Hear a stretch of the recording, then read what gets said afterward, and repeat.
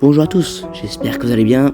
Aujourd'hui, j'aimerais parler de Dragon Ball, un manga qui est juste intemporel, mon manga favori. Et j'aimerais vous dire pourquoi je l'adore. Et j'aimerais aussi vous parler un peu de pourquoi Toriyama était un génie de cet art-là. Voilà, donc bonne vidéo et c'est parti pour la partie analyse. Enfin non, pas analyse, plus résumé qu'autre chose.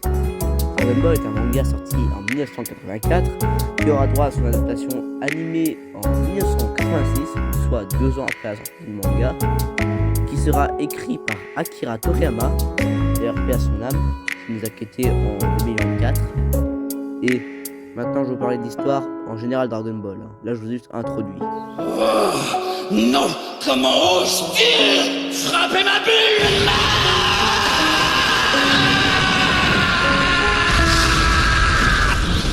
Tu vas me le payer! Dans la première partie de Dragon Ball, on va suivre Goku enfant, qui va grandir et il va carrément rencontrer Bulma pendant le tout premier tome de Dragon Ball, avec qui ils vont se lier d'amitié, même si leur rencontre était un peu spéciale. Elle a essayé de le flinguer, quoi. Mais bref, elle va lui parler de Dragon Ball, et puis ils vont partir à l'aventure, ils vont rencontrer des tas de personnages comme Oolong, Yamcha, Tenshinhan, et encore pas mal de monde dans l'univers Dragon Ball, dans la diégèse, si je vais être honnête. Puis ils vont affronter des tas d'adversaires, des antagonistes cultes comme Daimao Piccolo, Tao Pai Pai, l'armée du ruban rouge, voire carrément aussi dans des BZ, voire par exemple l'arc Saiyan, Freezer, Cell et Boo. Et aussi en conclusion, ils vont affronter au Tenkaichi Budokai, Goku il va affronter Oob, la réincarnation de Boo.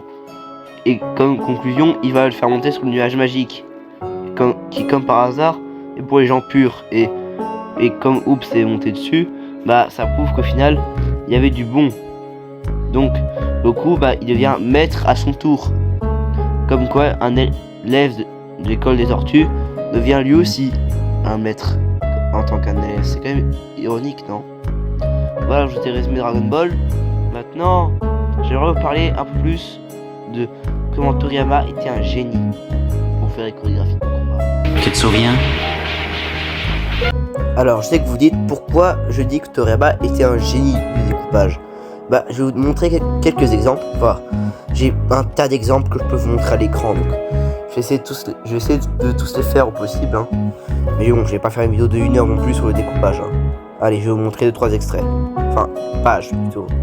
Alors, on va prendre d'abord en premier exemple, comme case, on va prendre la page où Goku fait un Kamehameha téléporté. Pour le coup, cette page, c'est vraiment une surprise, quoi. C'est genre Goku, il nous fait une feinte, mais énorme. Tu t'attends à ce qu'il lance un Kamehameha d'en haut. En fait, il se téléporte et il fait un Kamehameha devant Cell. C'est du génie, cette page. Mais vraiment. C'est-à-dire que Toriyama nous a vraiment feinté en mode, vous attendiez un Kamehameha dans l'air. Et non, en fait. C'était vraiment le génie qu'il pensait être.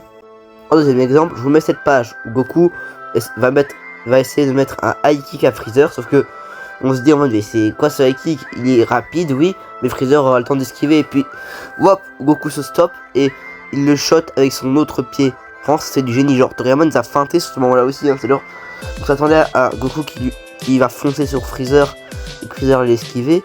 Mais en fait, Goku il se fait un stop et en mode, t'as vraiment cru que j'étais con pour faire ça, et un coup de pied dans la tronche.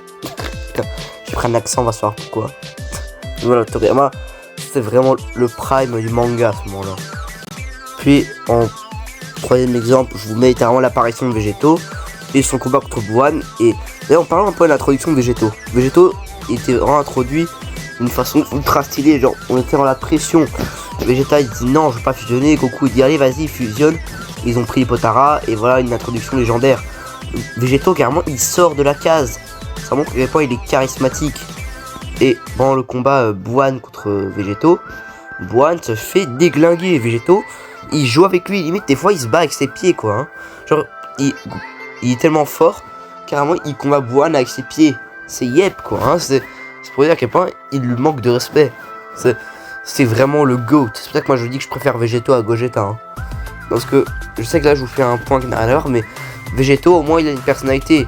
Gogeta en DBS Broly, c'est carrément Végéto mais avec des autres habits. Et dans le film Fusion, il apparaît hop, fini, voilà, je me casse. Alors on va me dire, il est efficace, oui, mais bon, moi il a pas de personnalité, hein. Limite, il nous avait montré, j'ai pas le temps pour ces conneries, voilà, moi ça nous aurait montré qu'il est efficace. Non, il apparaît, hop, je suis vénère, voilà. Mais bon, je suis pas parler de la fusion. Si vous voulez une vidéo sur les fusions Dragon Ball, en quoi Vegeta n'est pas la meilleure, bah dites-le moi en commentaire si vous voulez. Mais bon, passons à la page suivante. Je vous mets un peu le combat de Freezer. Bon oui, je vais vous montrer un peu de Freezer tout à l'heure, mais je vais vous montrer que le début du combat Goku Freezer, Goku se fait laminer. Regardez un peu comment il se fait tabasser à certains moments du combat. Et puis ensuite, bah le schéma s'inverse. Goku extermine Freezer, il le tabasse au niveau combat. C'est vraiment pour montrer la dynamique du combat. C'est la dynamique, c'est à la base Goku était carrément, il regardait le sol quoi. Hein. Freezer le regardait de haut. Maintenant bah les rôles s'inversaient. Alors c'est pas spécialement un combat, enfin si on peut considérer ça comme un combat, c'est plus la mort debout. Moi j'aime trop ce passage dans le manga. Je le préfère largement le manga que l'anime pour le coup. C'est genre on te montre Goku qui lutte comme jamais et bon là j'ai pas montré mais dans le manga Tatende il souhaite que Goku récupère son énergie et Shenron exauce son vœu. Non c'est Purunga qui dit ça, de la merde. Il dit à Purunga de rendre l'énergie à Goku. Goku il récupère son énergie, il arrive à lutter comme jamais et il se transforme en Super Saiyan. Il dit ce qu'il aimerait, hein, il aimerait que Majin Buu devienne quelqu'un de bien, qui se réincarne en quelqu'un de bon, et c'est ce qui donnera son élève 10 ans plus tard. C'est beau, non? C'est pas que du combat Dragon Ball, hein. C'est pas que ça. Oui, excusez-moi si je bégaye, je fais cette vidéo à l'arrache pour une vidéo pour un ami. Comprenez aussi. Donc c'est normal si c'est pas si travaillé que ça. Alors le combat Goku vs Vegeta, donc le premier combat, il est vraiment dynamique dans le manga. Hein. Bon, l'animé aussi l'a rendu dynamique, hein, mais dans le manga, le découpage est juste incroyable, je trouve. Hein. Genre Vegeta, il domine Goku dans cette première partie du combat. Parce que par la suite, bon, j'ai pas montré la suite, hein, vu que j'ai pas de stream, mais voilà, la suite du combat se trouvera plus spectaculaire. Là, Goku se fait dominer pour l'instant. Essayez de me trouver une transformation plus légendaire que le Super Saiyan. Si vous galérez, c'est normal. En fait, le Super Saiyan, c'est vraiment l'une des transformations les plus iconiques de la pop culture. Vous savez, qui n'a jamais tenté de se transformer en Super Saiyan? Même moi, quand j'étais petit, avec mes potes, on essayait de se transformer en Super Saiyan. Et on n'y arrivait pas. Hein. À part, on faisait genre, on prenait nos cheveux on tirait nos cheveux pour les mettre en l'air. Mais voilà, hein, c'est tout. Mais voilà, le Super Saiyan, c'est une légende. Quand ça nous a introduit comme une légende, puis ensuite dans l'arc-Cell, on va briser le mythe en disant que pour devenir légende, faut s'entraîner. C'est vraiment puissant. Parce que le Super Saiyan maintenant, c'était devenu un peu un outil pour l'évolution des personnages. Par exemple pour Trunks, pour Gohan, pour Goku, pour Vegeta. C'était plus une légende, c'était maintenant une étape. C'était la transformation du siècle. Et il y a le Super Saiyan 2 qui viendra après. C'est une transformation qui, en soi, elle est bien, mais en fait, elle a surtout été carry, je le trouve, par Gohan. Parce que sans Gohan, c'est celui qui a eu la transformation du Super Saiyan 2 pour la première fois. Et du coup, bah, je la trouve moins, personnellement, hein, je la trouve moins légendaire que le premier Super Saiyan. Parce que le premier Super Saiyan était totalement un changement graphique. Le 2 est bien, mais c'est juste le Super Saiyan avec plus d'éclairs et les cheveux plus hérissés. Donc voilà. Puis vient le Super Saiyan 3, que j'aime bien, seulement au niveau graphique, sinon il ne raconte rien. Et puis vient les transformations dans Dragon Ball GT. Bon, il y a qu'une seule transformation, hein, le Super Saiyan 4, qui est chouette. Bon, je reparlerai à la fin du Super Saiyan 4, mais pas le même, hein, vous voyez très bien lequel je parle, mais bref. Puis vient Dragon Ball Super, qui a plus de transformations que dans le manga de base. Vous savez, j'ai jamais vu un manga dans lequel la suite a plus de transformations que dans l'œuvre de base. Mais voilà, t'as le Super Saiyan God, t'as le Super Saiyan bleu, ou sous un autre nom, il s'appelle le Super Saiyan divin. Ouais, c'est long. Voilà, ça va, c'est les seules transformations, parce que l'Ultra Instinct, c'est pas une transformation, c'est des états. Voilà.